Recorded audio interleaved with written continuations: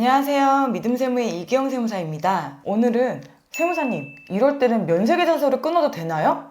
에 대한 썰을 한번 풀어보려고 합니다. 먼저 면세계산서는 부가세가 없는 계산서를 면세계산서라고 하는데요. 영세율 계산서도 부가세가 없기는 하지만 두 가지는 완전히 차원이 다르기 때문에 면세계산서에 대해서만 설명을 드리려고 합니다. 부가세법상 우리는 과세사업자와 면세사업자로 나뉘는데요. 과세사업자는 저희가 아는 흔히 부가세를 납부하는 사업자를 바로 과세사업자라고 하고요. 면세사업자는 말 그대로 부가세를 납부하지 않는 사업자를 바로 면세사업자라고 합니다. 사실 아주 기초적인 건데 굉장히 많이들 헷갈려 하시더라고요. 그래서 제가 이 면세계산서 중에 많이 듣는 질문과 잘못된 오해, 그리고 중요성에 대해서 하나하나씩 꼭 집어서 설명을 드리려고 합니다. 첫 번째입니다. 세무사님, 매입처에서 자기네가 면세사업장이니까 면세계산서를 발행해달라는데 저희가 면세계산서를 발행해줘도 되나요? 라는 질문들을 많이 하세요.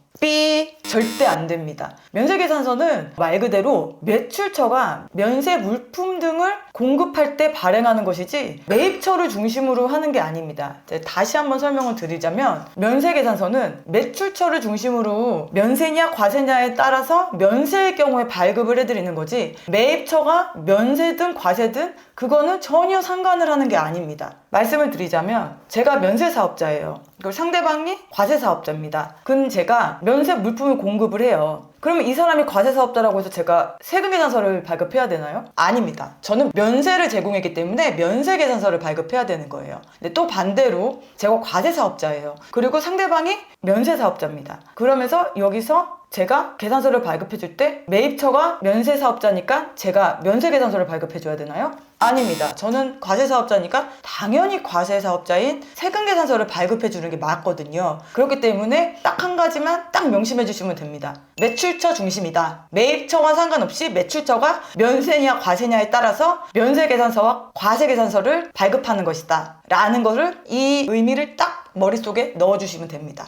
이거를 만약 잘못 발행하게 되면 가산세 대상이기도 하니까 꼭 주의해 주십시오. 네, 두 번째는 매입처 입장입니다. 저희가 이제 부가세 시즌이 되면 부가세를 딱 이렇게 해서 계산을 해서 이제 대표님들께 말씀을 드려요. 그러면은 대표님들께서 세무사님 제가 계산한 거랑 부가세가 차이가 너무 많이 나는데요? 이러시는 경우가 간혹 있으세요. 그러면은 이제 원인을 찾아야겠죠. 그럼 원인을 찾아보면 면세계산서를 대표님들은 이제 당연히 세금계산서라고 생각을 하고 자기가 매입한 면세계산서만큼의 부가세를 공제한 계산을 하시는 거예요. 면세계산서는 당연히 부가세가 없으니까 공제 받을 것도 없습니다. 그쵸? 이런 해프닝이 왜 발생을 하냐면은 거래처에서 네 저희 총 얼마입니다. 얼마 주세요. 이렇게 되고 이제 면세계산서를 발행을 해주는 거예요. 근데 우리는 오해를 하는 거죠. 당연히 부가세가 포함된 금액인 걸로. 그래서 인위적으로 그렇게 부가세 공제 금액으로 이렇게 딱 인식을 하시는 겁니다. 근데 이런 오해는 보통 이제 면세계산서와 세금계산서의 차이를 잘 모르셔서 발생을 하는데요. 그래서 제가 이미지로 면세계산서와 세금계산서의 차이점을 좀 보여드리려고 합니다. 네, 우선 제일 윗줄에 보시면 제목이 틀리죠? 왼쪽은 세금계산서라고 써있고 오른쪽은 계산서라고 써있습니다. 우선 그러니까 당연히 계산서는 세금이라는 게 안 써있어요. 그쵸? 그 다음에는 이제 공급자나 공급받는 자는 똑같습니다. 둘 다. 그리고 이제 바로 밑으로 내려가 볼게요. 그럼 이제 작성 연월일이 있고 바로 옆에 보시면 세금계산서는 공급가액 옆에 세액이 있습니다. 근데 계산서는 공급가액 옆에 세액이 없죠? 예, 딱 공급가액만 있습니다. 바로 이게 가장 중요한 차이점이고요. 그러다 보니 당연히 합계금액도 이제 세금계산서의 경우에는 공급가액과 세액의 합친 금액이고 면세계산서는 공급가액만 있기 때문에 공급가액이 같다면 당연히 합계금액은 세금계산서가 더 클 수밖에 없거든요. 네, 바로 이런 차이가 있습니다. 이 이미지를 잘 보시고 나중에 계산서를 받으시면서 세금계산서를 받은 걸로 오해하지 않으시고 정확하게 받으시는 거를 꼭 유념해 주셨으면 합니다. 네, 세 번째입니다. 세무사님, 면세계산서는 부가세랑 상관이 없으니까 저희가 면세계산서는 부가세 신고기한 내에 꼭 드릴 필요는 없는 거죠? 라는 질문도 많이 오세요. 근데 그것도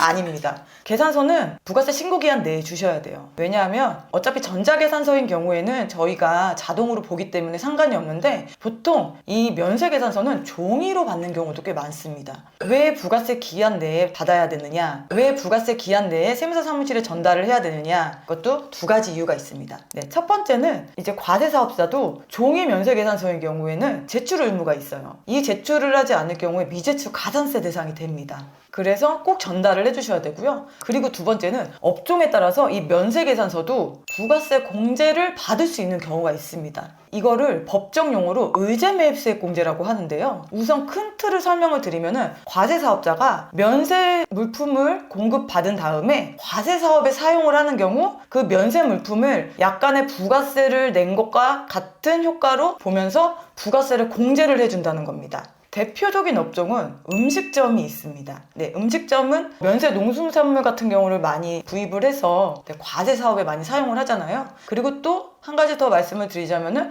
과자 제조 이런 경우도 바로 의제매입세 공제 대상이 되기 때문에 종이 면세 계산서를 받으신 경우에는 꼭 부가세 신고 기한 내에 전달을 해주셔야 부가세가 절감이 됩니다. 특히 음식점 같은 경우는 이 면세계산서 비중이 좀 큽니다. 그렇기 때문에 꼭 세무사 사무실에 전달을 해주셔야 부가세 반영이 되고요. 특히 종이로 받은 경우는 전달을 해주지 않으시면 저희가 알 수가 없기 때문에 반드시 꼭 꼼꼼히 챙겨서 전달을 해주시는 게 좋습니다. 네, 지금까지 세금계산서와 면세계산서와의 차이, 그리고 면세계산서에 대한 잘못된 상식, 그리고 면세계산서의 중요성에 대해서 설명을 드렸습니다. 번외로 좀 더 설명을 드리자면요. 면세계산서는 부가세법상 면세로 열거되어 있는 것만 면세가 가능합니다. 그렇기 때문에 면세계산서를 발급할지 아닐지는 꼭 부가세법을 조목조목 따져보셔야 되고요. 꼭 세무사와 상의를 하신 다음에 발급을 하시는 걸 권해드립니다. 지금까지 믿음세무의 이기영 세무사였습니다. 감사합니다.